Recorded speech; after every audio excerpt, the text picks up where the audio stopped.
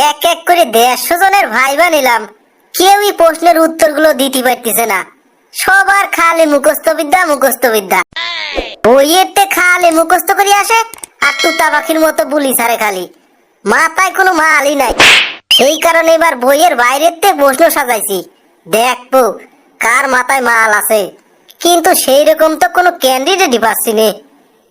এ রতনে, এ পরের জন্য পাঠা দে। স্যার এখনই পাঠা দিচ্ছে। স্যার আসবো? আরে হ্যাঁ, আসে বসি পড়েন তো, আর ভাল লাগতেছে না, মেলা ক্লান্ত হয়ে গেছি। আচ্ছা বলেন তো, কোন মাসে একজন মানুষ সবচেয়ে কম ঘুমায়? স্যার ফেব্রুয়ারি মাসে, কারণ এই মাসে দিন সবচেয়ে কম থাকে, তাই স্বাভাবিকভাবেই এই মাসে কম ঘুমায়। হ্যাঁ, সঠিক উত্তর।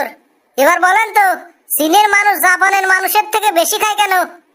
এটা তো খুবই সহজ স্যার, কারণ জাপানের তো চীনের জনসংখ্যা অনেক বেশি। হ্যাঁ ঠিক আছে, এবার পরের প্রশ্ন। আচ্ছা ধরেন পাশাপাশি 3টি ঘর আছে, তার ভিতর তোমার একটি ঘরে ঢুকতেই হবে। প্রথম ঘরের ভিতর দাও দাও করে আগুন জ্বলতেছে, আর দ্বিতীয় ঘরে বন্দুক হাতে অপেক্ষা করতেছে একদল হিংস্র ডাকাত, আর তৃতীয় ঘরে আছে 5টা সিংহ যারা 3 বছর ধরে কিছুই খায়নি। তাহলে এবার বলো, কোন ঘরটা তোমার জন্য নিরাপদ হবে? এটা তো খুবই সোজা স্যার, আমার জন্য তৃতীয় ঘরটাই নিরাপদ, কারণ 3 বছর না খাওয়া সিংহগুলো নিশ্চয়ই আর বাইচে নাই। বাহ, অসাধারণ উত্তর। আচ্ছা এবার বলেন তো, এভারেস্ট আবিষ্কার হওয়ার আগে পৃথিবীর উচ্চ শৃঙ্গ কি ছিল? স্যার এভারেস্টই হবে, কারণ তখন তো এভারেস্ট আবিষ্কারই হয় নাই, মানুষ তো আর জানতো না এভারেস্ট বলে কিছু আছে। গুড। এবার বলেন, এমন কি জিনিস যা আমরা খাওয়ার জন্যই কিনি কিন্তু খাওয়া হয় না? স্যার খাওয়ার প্লেট, আমরা তো খাওয়ার প্লেট খাওয়ার জন্যই কিনি, কিন্তু প্লেট তো আর কোনোদিন খাইনি। বাহ, দারুণ দারুণ। এই লোকটাই তো দেখতে চাকরি পাওয়ার সম্ভাবনা বেশি।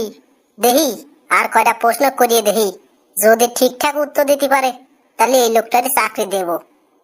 আচ্ছা এবার বলেন তো, একটি মুরগির ডিম পাকা ঘরের কংক্রিটের মেঝেতে ফেলে দেওয়া হলো কিন্তু ভাঙলো না, কেন? স্যার ওই কংক্রিটের মেঝে এতটাই মজবুত যে সামান্য ডিমের আঘাতে ভাঙবি নে। গুড গুড, ভালো ধরতে পারছো। এখন বলো, একটি গাছের 4টি পাতা আছে, মনে করো 3.5 পাতা খায়া ফেলেছে, এই গাছের পাতার সংখ্যা কত এখন? সাড়ে সাড়ে 3টে পাতা খায় ফেলছে না স্যার? সার বলতে গরুকে বুঝানো হয়েছে, আর সারে মানে গরুতি যদি 4টে পাতার ভিতর 3টে পাতা খায় ফেলে তাহলে বাকি আছে স্যার একটা পাতা। বাহ বাহ, চমৎকার উত্তর, চমৎকার। আচ্ছা এবার বলেন তো, 99 টাকা নিয়ে বাজারে গেল এবং 90 টাকার বাজার করলো, তাহলে তার কাছে আর কত টাকা আছে? স্যার এখানে নীরা বলতে একজন মেয়েকে বোঝানো হয়েছে। সেই নীরা মেয়েটি যদি 90 টাকা নিয়ে বাজারে যায় এবং বাজার থেকে 90 টাকাই খরচ করে, তার কাছে অবশিষ্ট কোনো টাকা নেই, অর্থাৎ জিরো। বাহ, আপনি সবগুলো প্রশ্নের উত্তর ভালো মতো দিয়েছেন একদম।